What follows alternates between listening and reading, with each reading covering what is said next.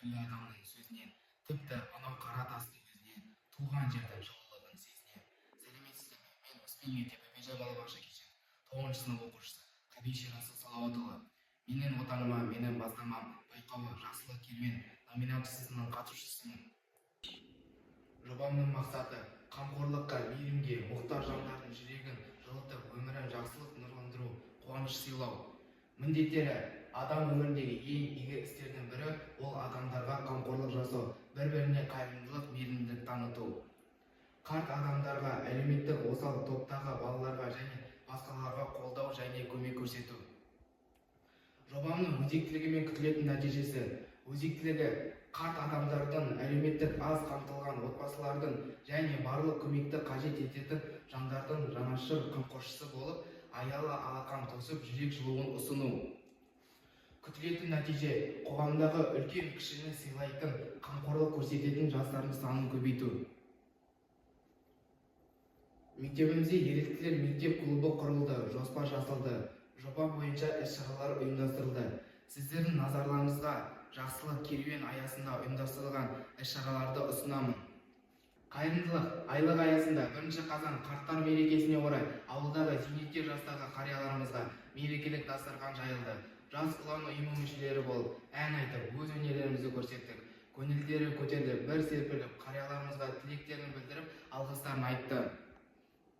Мейірбандық күндер аясында қоғам қызмет, әлеуметтік волонтерлік жобаны іске асыру мақсатында мектепшілік адал ұрпақ еріктілер клубының мүшелері болып, ауыл қарияларына көмек көрсеттік. Мақсатымыз ауылымыздағы жалғыз басты қарттарға көмек қолын созу.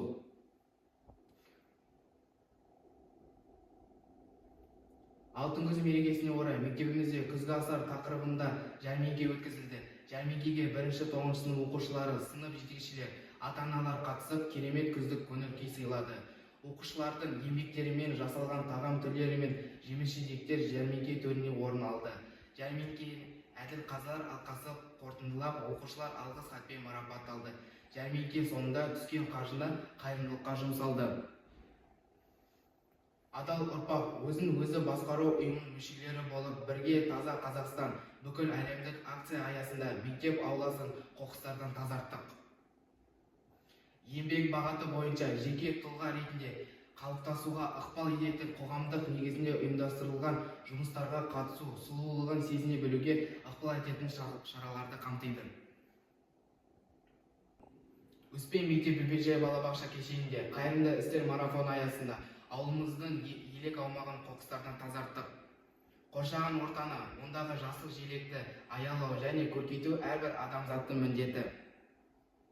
28 қазан күні қамқор жобасы аясында жас ұлан ұйымы болып, мейірім еріктілер клубының мүшелері қарияларымыздың үйіне барып, аулаларын қоқыстардан тазалап, мекенжайлық көмек көрсетті.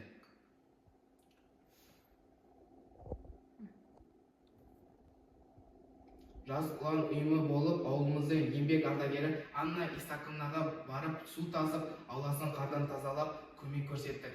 Анна Исақына бізге шексіз ризашылығын білдірді. Мақсатымыз ауылымыздағы жалғыз басты қарттарға көмек қолын созу. Қорытындыла келе, жақсы істер жасап, адамдарға шын жүректен және риясыз көмектесу арқылы біз өзімізді, ішкі болысымызды және айналамыздағы әлемді өзгертеміз. Оларды қуаныш пен шаттыққа бөлейміз. Игі істер жасауға асығыңыз. Әлемдегі адамдардың барлығы бақытты болсын. Өз жылуымен өзгелердің жүрегін жыл. Назарларыңызға рахмет.